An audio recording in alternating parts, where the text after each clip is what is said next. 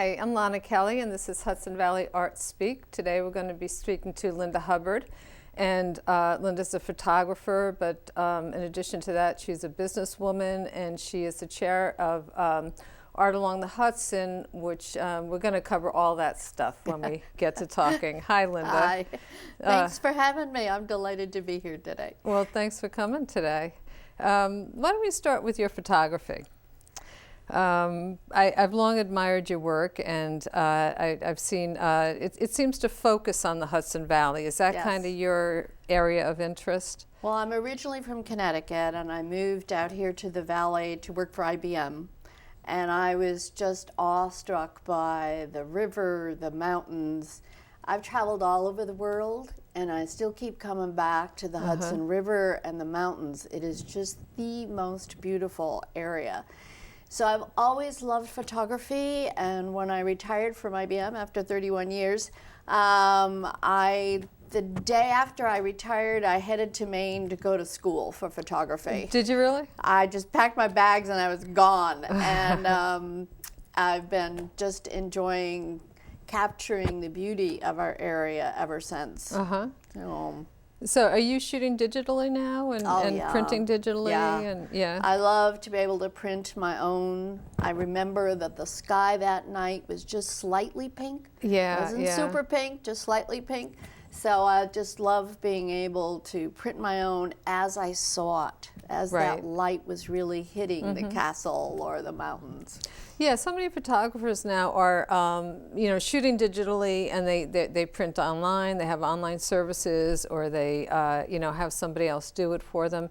So it's like it takes that step away, like you used to do your own darkroom work, and you could make a little adjustments in things. So you're doing that though, but on your color printer. And my husband and I do all the matting and framing, not only for us, but other artists. But the photography I just love. And we were doing like 15, 20 shows all around New England, New York State, selling my photographs. And then we heard Dia Beacon was coming to Beacon. And we found this space and opened Riverwinds Gallery 3 months after Dia Beacon opened.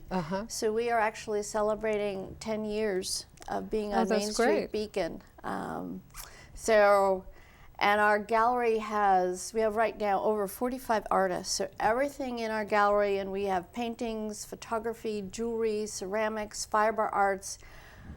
And doing craft shows, I met so many fantastic artists and a lot from this area. So we're kind of an eclectic mix.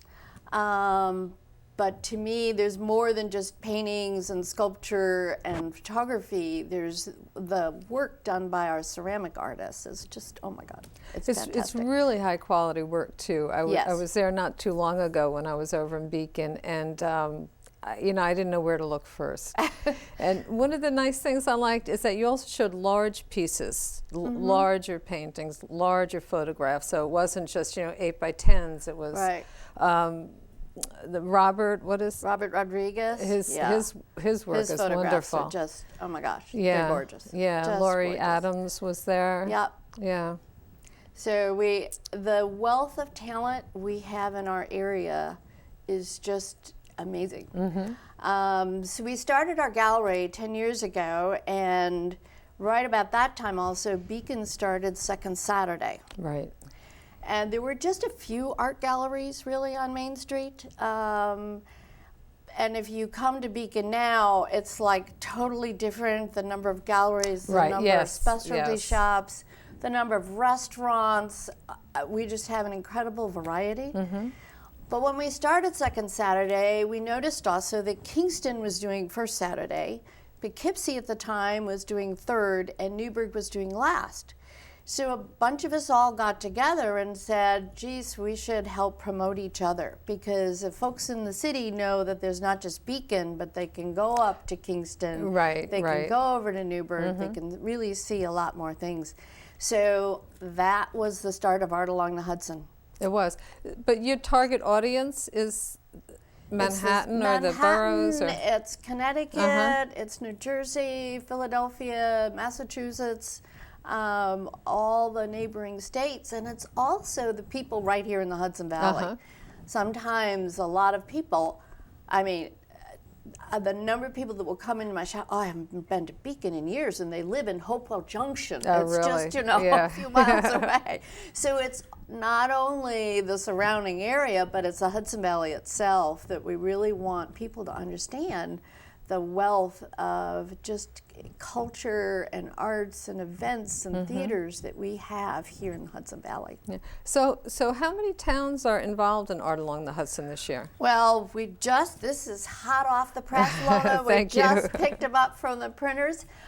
We now have 11 communities. So it goes from Ossining to Peekskill to Garrison Cold Spring to Beacon to Newburgh to Greater New Paltz to Poughkeepsie, Rhinebeck, Red Hook, Kingston, Saugerties, and Woodstock. Boy, that's impressive. Yes. Yeah. So it is, probably, I haven't measured it exactly, but it's probably about 100 miles of art. It sounds like it. It sounds like it. And it's not just along the river. Well, it's the valley along the river. So there is some connection. They're basically the river towns, but Woodstock, New Paltz, they're still part of that Hudson Valley along the river. And what does the town, I know you also do the studio tours, so you have a number of studio tours, Artiste being one of them. Yes, we have 7 studio tours this year. So we've kicked it off with Beacon already. That was the 3rd weekend in April. Coming up is Peekskill on June 1st and 2nd. In August is Saugerties. That's a 2nd weekend in August. And then in September, Labor Day weekend is Northern Dutchess. And then in the end of September is Newburgh and Garrison Arts and Cold Spring. And then in October is Art East. Right. So 2 great weekends, and you guys have picked the best time because driving and the foliage, and people come out to go on the Art East tour not only to see the artists but also to travel through the beautiful areas that you live in. Well, it's that's just one of the main reasons why we have it in October, because we know people are out watching the leaves, checking out the scenery, and I think it's added interest to the artist studios that are open. I'm sorry, go ahead. Well, and I love going on the studio tours, meeting the artists, see where they create their work, and really learn what inspires them. Yes. And understanding some of their technique. I mean, there's painters and there's painters, and they all approach it differently, use different materials. It's just incredible to learn that, and the different printmakers that you have on your tour. It's just really, really fun. Yeah, it's what I like. One of the things that I really like about a lot of the studio tours is that you see such a range of work. Yes. If you go to a gallery, it's kind of what they're presenting at that time. But if you go to 3 or 4 different studios, everybody's got a different take on art and what they're producing, and hopefully they'll talk to you about their process and how they do what they do and why they do it. And it's also fun that they'll put out some of their old work and some of their new work, and you can see how they have grown and how their style has changed over time, and just see how their techniques change. It's one of my most fun things to do. Yeah, I like going to open studios. But tell me, what do towns do? I mean, there's a lot of events listed. Each town in this brochure has their own section, and it's is it a year long? Yes, so it's all the art venues and some of the major events. Clearly, it's only the major ones, and if you go on the website, there's a lot more information. So if you go to artalongthehudson.com, every community can post their different events that are happening on a weekly basis. So that is just changing all the time. There's a Facebook page which has, I think, almost 900 folks on it now. Really? So you can post your events on the Facebook page also, and then that just kind of goes out. We also do radio ads, so you can listen to us on WAMC, and you can listen to us on WKZE. So Checking the website is a great idea, because I went and I looked at the website. I have to update the Art East page, but I was looking at other things on the website. And I saw an event that I would have loved to go to. It was an artist boat event, I think, in New Paltz. Oh, the regatta race. Yeah, Yes. which would have been great to see. And I missed it because I didn't check the website. Well, you gotta check that website, because there's just so many different varieties of things happening. Ossining has this incredible sculpture parks, and they have sculpture all over the community. They're celebrating their bicentennial celebration with art.